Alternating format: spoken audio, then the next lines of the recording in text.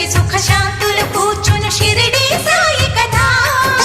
మధుర మధుర మహిమాన్విత బోధ సాయి ప్రేమ సుధా పారాయణతో సకల జనులకి భారాలను తొలగించే గాథ పారాయణతో సకల జనులకి భారాలను తొలగించే గాథ సిరుల నొసగి సుఖ